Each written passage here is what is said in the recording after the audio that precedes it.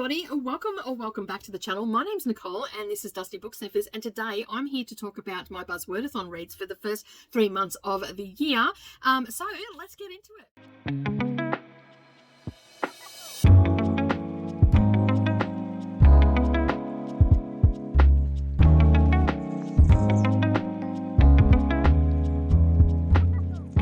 Well, good morning or good evening, everybody, and welcome back to the channel. Thank you for taking some time out of your day and spending it with me while I prattle on about the books that I have read. Today, we are looking at my Buzzwordathon reads so far for the year. 3 are going to be talked about in this vlog, and basically, it's not a vlog as such. It's more me just doing a check-in and whatnot. But yeah, so I have just been getting into these books and making sure that I read them each month and then talking about them. But the first one that I'm going to talk about is January's read. This one is Ali Smith, There But For The. It is our title. This is a literary fiction, and I read this in and this had to have there, or there in the title. So I covered that. And I did not, this one was a struggle to find. I really did struggle to find this one. And then I just happened to be walking away from my shelf and I spotted it. So I'm just looking over here because I've brought up the Goodreads stuff for it, all the things that I have done, you know, with the rating and all that sort of stuff. All right, so it fit the prompt because it is there in this, and it is such a weird title. It comes in at 357 pages. I gave it a 4-star rating. And this is exploring thought-provoking themes about the complexities of society, a passage through time, and the power of imagination, all presented in a witty, engaging manner, often through the lens of a dinner party. So to just explain that bit there, we are at a dinner party, and during the dinner party they're all talking and conversing between one another, and one of the characters decides to get up and go to the bathroom, which is what everybody thought, but he never comes back down, and he's locked himself into the guest bedroom, and they find themselves with a person in their house that they do not really know, that they cannot get rid of, and the story goes from there, and just how the owners try to find people, and then people from this person's life slowly but surely comes into the story, and it just goes around that. It is very weird. It is a very strange book, but I thoroughly enjoyed it. I had a great time reading this one. Hopefully, if you haven't read anything from Ali Smith, just know that she is a great writer. She writes very well. I love how they write and all that sort of stuff. And I burnt through this book pretty quickly. I did not want to put down because I just found it so weird that someone would lock themselves in someone's house that they did not know and not come out. And so they were sliding food underneath the door and all this sort of stuff because he wouldn't open the door for food or anything. And he was in there just doing all the things, and then this whole group of people behind their house set up like a little camp, and all the people there, people selling merchandise, this, that and the other. And then we were going through stories about him when he was younger through the people that were in his phone and all that sort of stuff, until eventually we got to the end, which I'm not going to tell you what happened in the end.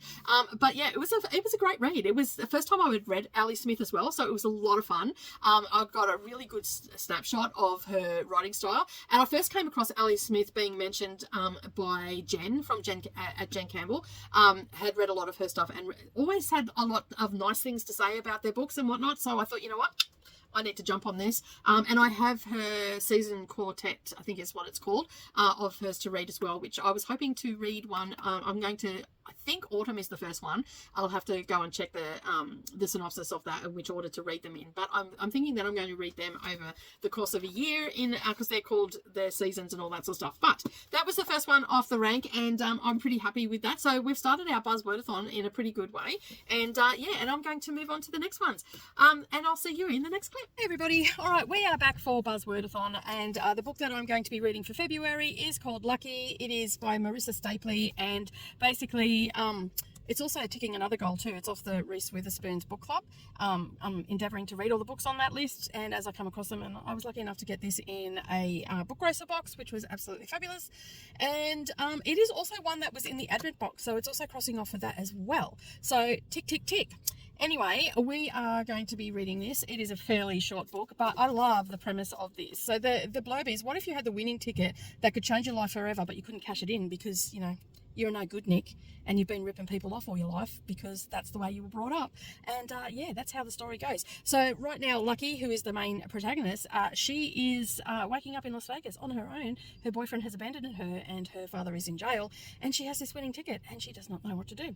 So we're going to be following her journey. I'm not even going to do a midpoint check-in on this one. I will just come back and wrap it up. It's pretty straightforward. Sounds like a fun time read. I definitely need it after reading all the Women's Prize for Fiction books and all the trauma and all the rest of it. And the person hiding behind the book there is Savannah. Say hello, Savannah. She hates being on camera. Yet she has the family for it all. He just pulled it out and told me to pause the music. I'm in all sorts of trouble. How dare I make her pause her music? So this, as I said, this is February's Buzzwordathon book, and it was positive and happy words such as luck and all that sort of stuff. So I have that one. All right, I'm going to head off, read this, and then when I check in next, we'll wrap it up and move on to the next one. All right, I am back to talk about a Lucky. I am down at the laundromat. It's a miserable weekend in Kingaroy, but it's a couple more hours later, and I have finished this book. So it was a pretty quick read. I did actually have this on Audible as well. I ended up just doing some housework and listening to it, not necessarily sitting down and immersive reading it. Sorry about the moving camera, but as you can see, I am down at the car wash, which also has a laundromat. So I've got things drying and washing and all that sort of stuff. It's, you know, that time of the year to do the blankets and everything. So I bring them down and get them done. But anyway, that's beside the point. All right, so as I said in the intro, this one, looked like it was going to be, you know, sort of like a heist sort of one, and then we had the question that what would happen if you were such a no good Nick that you can't cash in the winning lottery ticket that is worth millions of dollars and could set you up for the rest of your life. So basically we're following the story of Lucky. She wakes up first of all in a hotel room and her said boyfriend has disappeared. They were supposed to be making a new life for themselves over in going to somewhere in the Dominican Republic. So anyway, but when she woke up, he wasn't there. He'd gone missing. She couldn't find him anywhere. And this then meant that she was going on to travel to try and find out what happened to him and all the stuff that they had together. Now, they are wanted by the police for scamming elderly people out of their life savings and all of that sort of stuff. So she's constantly on the move and trying to work out how to do money and all that sort of, like get money and all that sort of stuff, because she's been left destitute. Along the way, she meets certain characters, people that she's dealt with in the past, and we're just getting to know her a little bit better, and you know, how she hasn't had a mum and why they like that was their whole existence, was just grift. I think they call it grifting, where they're just going from one scam to another. They get their money, then they abscond. Obviously, they burn through the money, and then they're on to the next scam. And that's been her whole life. But we're getting this backstory. So we have actually two timelines happening here. One when she was a kid, and how she felt as a child, not having her mother and all that sort of stuff, and knowing her mother was somewhere, and she always longing to be with her. And then we had the other aspect in the now, and where she was trying to get to her father, get to her mother, try and work out how she can catch this ticket in. It was okay. It was just a run-of-the-mill book for me. It wasn't overly exciting. I was expecting a little bit more excitement in the book, a little bit more you know, a little less woe is me and a little bit more action and stuff like that. I didn't get that from this book. It's still a great story. I still enjoyed myself. I'm only going to give it 3 stars, and I'm just going to pretty much leave it there, because if I talk anymore, the one thing I will say though, how she ended up being in her father's care was quite an interesting thing as well, and just that premise alone struck me very, very interesting, because I don't think I've ever seen that in a book before. So that was an interesting thing. As I said, it was just a run-of-the-mill thing for me. It was about, you know, the dysfunction of a family and criminals and all that sort of stuff. Just not enough action, but still really loved it, and I'm glad that I've read it. But it's one that'll probably just get moved on to, it'll probably sit on my shelf, to be honest, that with the rest of my Reese books and whatnot, because, you know, you can't not have a collection, right?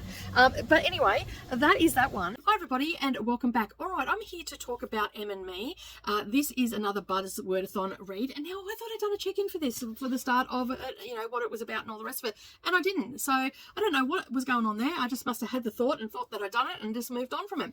All right, so this is for March, and basically this one is we needed to have a name in the title. So we have Em and Me. Em is the daughter and Me is the mother in this story. Now let me just bring it up, because I have already read it and I've already done my rating, and I cannot remember what I rated it. I think I just rated it 3.5 stars. Yes, so this is a 3.5 stars rating for me. It was just sort of a bit of a run-of-the-mill book. I thoroughly enjoyed it. It is a personal growth story, and it's surrounded about family. There is grief in here, the loss of a mother, all that sort of stuff. And it's also a talking about a teenage pregnancy and, you know, the ramifications that come from that, and then just basically moving forward, like how you can sometimes get stuck, but then you get that, you meet that person that gives you the inspiration to move forward and shows you the power of education and all this sort of stuff. So there's a little bit of self-discovery as well surrounded around Beth. So Em is her daughter and Beth is the main character, and basically we are just following their story. She is not feeling great about herself. She lost her mum when she was a teenager. Subsequently, she ended up throwing herself into studies. She was on the fast track to go to university and do all the things that she was meant to do, and then suddenly she found herself pregnant. And and then we flash forward to I think 13 years, and her daughter is in high school. She meets one of her old teachers, and also a teacher that is teaching her daughter, and they encourage her to move forward and to get out of the rut that she's in, because she's sort of been stuck in a rut for all these years. She didn't think that she was able to do anything or anything like that, but now she wants more. So slowly but surely, she starts lifting the veil of grief off her. She's still dealing with her dad, who's stuck in grief as well. But subsequently, by her moving forward, it also helps her father as well. And we go through this story. We don't really get a lot around Em, although Em is the catalyst for Beth to end up going back to school and wanting more and all that sort of stuff. And they meet a multitude of characters. She also meets Letty, who is a Sussex born but speaks French, was married to a husband, and is getting close to the end of her life. She's around 80 years old, and Beth is hired to speak to her in French because Beth is of French descent, and her mother spoke French and all that sort of stuff. So she is speaking to this woman, and they're talking about their days and all that sort of stuff. And basically Beth sort of becomes a little bit of a catalyst in Letty's life, and they do a lot of stuff together and go to France and just make her end of time on this earth a fun time and happy and all that sort of stuff, because her daughter is busy with work and raising children, all that sort of stuff. So she's sort of like a companion in a way. And through Letty, Beth is also growing and coming out of herself, because Letty's not letting her wallow. She's going, you know, no, this is not how it is. You should be doing this. Why? Take the risk. Do this. She's pushing her out of her comfort zone. And she was such a beautiful character to bring into Beth's life to help her get over all the trauma and everything that she's gone through the grief and being a teen mum and everything that comes with that, the loss that she had from her life and not doing things, but she thought she was doing the right thing because she was doing all the things for her daughter, and forgetting that at some stage her daughter is going to go off to uni, and then she's there. What is she going to do? She meets a couple of other great characters and ends up singing and all that sort of stuff, and we just go through a period of time with her coming out of the darkness and into the light, and basically becoming more than she thought that she was ever going to be. And while there are some really sad elements in this and all that sort of stuff, there is a lot of thought-provoking elements in it as well. It is centered around family. It is centered around single mother's life, teenage pregnancy, all that sort of stuff. And we do get the flips backwards and forwards as well. And there's a few surprising things in here and whatnot that I was like, oh my, which I can't talk about because they'll give away the story and all that sort of stuff as well. Now, Em has never known her dad either, so there's a little bit of personal growth and journey for her in this book as well. It's not overly highlighted. We are more looking at Beth's life and how she's feeling and all that sort of stuff. So overall, I gave this 3.5 star rating. It is coming in at 400 pages. It's ticked off a couple of goals for me. It is one that was out of the Book Racer box for 2023. It was book 24, and I had read Beth Morrey before. Saving Missy was an absolutely fabulous book, so this is along the same vein. It's going to make you feel the feels, although I will say I did read this directly after the Women's Prize for Fiction, and this could have very well been on this year's list, so although it was a little bit more upbeat and happy by the time we got to the end, which was great, but we did go through some stuff. So it is one that I've ticked off. So I've ticked off out of the Book Racer box. I've also ticked it off for the Buzzwordathon, and with that that brings me to the end of this video. So I'm talking about 3 books in each video. I was going to do 4, but I decided that I'm going to do it quarterly. And so hopefully you've enjoyed hearing about these books and how I felt about them. So I hope that you enjoy the next one that comes out. That'll be around July. So we'll have May, June and July in there. So it'll probably be the first week of August. You see that? And I'm going to do that throughout the year. And then that way, it's going to keep me on track for the Buzzwordathon. All right, I'm going to head off now. Now, don't forget to hit that subscribe button, hop, skip, and a jump over to the like and give me a thumbs up. And as always, keep turning those pages, and I'll see you in the next video. Bye for now.